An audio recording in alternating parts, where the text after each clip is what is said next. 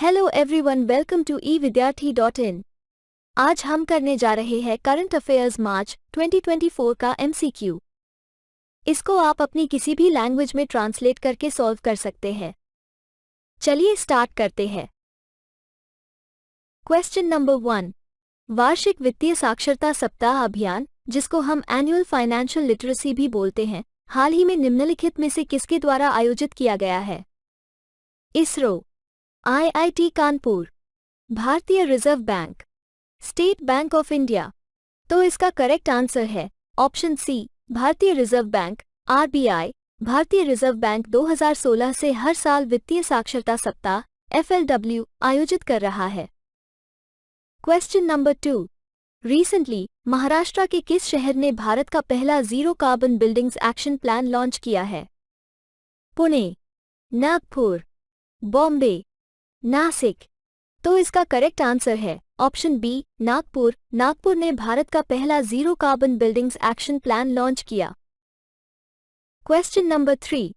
भारत के पहले national dolphin research centre NDRC का उद्घाटन कहाँ किया गया था? देहरादून, पटना, भोपाल, लखनऊ। इसका करेक्ट आंसर है ऑप्शन बी, पटना। इसका उद्घाटन 4 मार्च 2024 को बिहार के मुख्यमंत्री नीतीश कुमार द्वारा किया गया है। ये सेंटर पटना यूनिवर्सिटी कैंपस में गंगा किनारे बनाया गया है। Question number 4। हाल ही में खबरों में रहा तवी उत्सव किस राज्य केंद्र शासित प्रदेश में मनाया जाता है? गोवा, केरला, जम्मू एंड कश्मीर, दिल्ली। तो इसका करेक्ट आंसर है option C, Jammu and Kashmir. Tawi festival Jammu और कश्मीर में 1 मार्च 2024 को शुरू हुआ, जो वहां की आर्ट एंड कल्चर को प्रदर्शित करता है। Question number 5। भारत के प्रधानमंत्री ने स्वदेशी prototype fast breeder reactor PFBR के लिए कोर लोडिंग प्रक्रिया की शुरुआत कहां देखी? नरोरा, उत्तर प्रदेश, कायगा, कर्नाटका, कलपक्कम, तमिलनाडु, तारापुर, महाराष्ट्र। तो इसका करेक्ट आंसर है option C, Kalpakkam, Tamil Nadu. Question number 6। हाल ही में किस मंत्रालय ने संचार साथी पोर्टल पर डिजिटल इंटेलिजेंस प्लेटफॉर्म DIP और चक्षु सुविधा लॉन्च की? DIP मतलब यह एक सिक्योर प्लेटफॉर्म है जो लॉ एनफोर्समेंट एजेंसीज, बैंक्स और टेलीकॉम सर्विस यानी दूरसंचार सेवा प्रोवाइडर्स जैसे हितधारकों यानी स्टेक होल्डर्स को खुफिया जानकारी देने और जानकारी का आदान प्रदान करने में मदद करता है। पृथ्वी विज्ञान मंत्रालय, विद्युत मंत्रालय, नागरिक उड्डयन मंत्रालय, संचार मंत्रालय। तो इसका करेक्ट आंसर है ऑप्शन डी, संचार मंत्रालय। संचार मंत्रालय ने 4 मार्च 2024 को ये सुविधा लॉन्च की है। Question number 7। निम्नलिखित में से किस कंपनी ने हाल ही में भारी शुल्क अनुप्रयोगों के लिए उन्नत ईंधन यानी एडवांस फ्यूल और नियंत्रण प्रणाली के स्वदेशी विकास के लिए रक्षा मंत्रालय MOD के साथ एक समझौता ज्ञापन पर हस्ताक्षर किए हैं? BEML limited, Bharat electronics limited, Mishra धातु निगम लिमिटेड, उपयुक्त सभी। तो इसका करेक्ट आंसर है ऑप्शन डी, उपयुक्त सभी। Question number 8। हाल ही में NHPC लिमिटेड के अध्यक्ष और प्रबंध निदेशक CMD यानी चेयरमैन एंड मैनेजिंग डायरेक्टर के रूप में अतिरिक्त प्रभार मीन्स एडिशनल चार्ज किसने ग्रहण किया है? राजेंद्र प्रसाद गोयल, दीपक सहगल, राजकुमार चौधरी, संतोष कुमार। तो इसका करेक्ट आंसर है ऑप्शन ए, राजेंद्र प्रसाद गोयल। Question number 9। हाल ही में लोकपाल के न्यायिक सदस्य मीन्स जुडिशियल मेंबर के रूप में किसने शपथ ली? रविशंकर प्रसाद, AM खानविलकर, आलोक सिन्हा, ऋतुराज अवस्थी। तो इसका करेक्ट आंसर है option D, Rituraj Awasthi. Question number 10। हाल ही में किस राज्य में कल्याण चालुक्य राजवंश का 900 साल पुराना कन्नड़ शिलालेख मिला है? तमिलनाडु, तेलंगाना, कर्नाटका, केरला। तो इसका करेक्ट आंसर है option B, Telangana. Next question करने से पहले मैं आपको एक इम्पॉर्टेंट बात बताना चाहती हूँ कि अगर आप किसी भी गवर्नमेंट जॉब की प्रिपरेशन कर रहे हो तो आप हमारी वेबसाइट evidyarthi.in पर सरकारी एग्जाम प्रेप में MCQ कॉम्पिटिटिव एग्जाम के अंडर आप देख सकते हैं जियोग्राफी, हिस्ट्री, इंग्लिश, ऐसे बहुत सारे सब्जेक्ट्स मिल जाएंगे। फॉर एग्जाम्पल, अगर आप इंग्लिश का MCQ सॉल्व करना चाहते हैं तो आप इसमें से अपना टॉपिक सेलेक्ट कर लेंगे। अगर आपको नाउन का टॉपिक करना है तो आप नाउन में जाएंगे, फिर यहाँ आपको उसके बाकी के सेट्स भी मिलेंगे जिनको आप अपनी सूटेबल लैंग्वेज में सॉल्व कर सकते हैं, like Hindi, English, Bengali etcetera.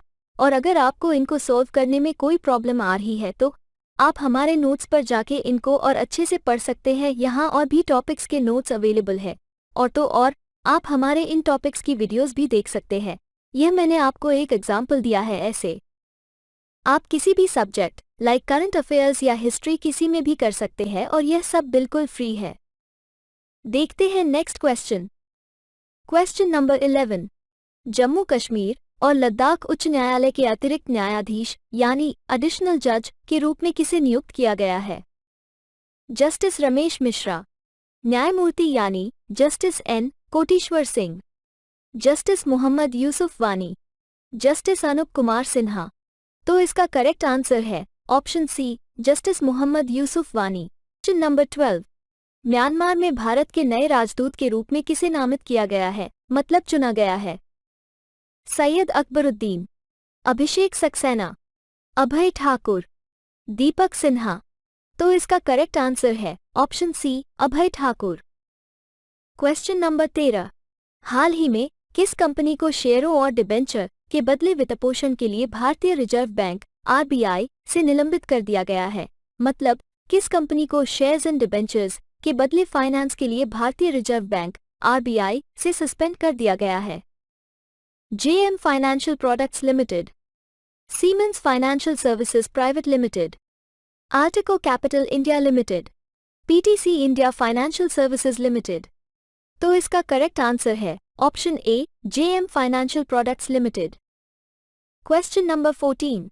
She research network in India शेरनी पहल यानी इनिशिएटिव जो हाल ही में समाचारों में देखी गई किस संगठन द्वारा शुरू की गई है? WHO, UGC, UNESCO, UNICEF.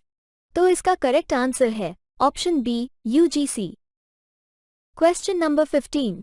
हाल ही में भारत इटली सैन्य सहयोग समूह की बैठक का 12वां संस्करण कहाँ आयोजित किया गया? मतलब भारत इटली मिलिट्री कोऑपरेशन समूह की बैठक का 12th एडिशन कहाँ आयोजित किया गया था? बेंगलुरु, न्यू दिल्ली, चेन्नई, चंडीगढ़। तो इसका करेक्ट आंसर है option B, new Delhi. India Italy military cooperation group की बैठक का 12th एडिशन 12 से 13 मार्च 2024 को नई दिल्ली में हुआ। इस बैठक में पुराने लक्ष्यों को आगे बढ़ाने और दोनों देशों के बीच रक्षा संबंधों को मजबूत करने पर फोकस किया गया। Question number 16। हाल ही में किस राज्य सरकार ने हरित हाइड्रोजन नीति यानी ग्रीन हाइड्रोजन पॉलिसी को मंजूरी दी? उत्तर प्रदेश, केरला, मध्य प्रदेश, राजस्थान। तो इसका करेक्ट आंसर है ऑप्शन ए, उत्तर प्रदेश। Question number 17। हाल ही में किस संस्थान यानी इंस्टीट्यूट ने डूबने का पता लगाने वाला रोबोट विकसित किया है?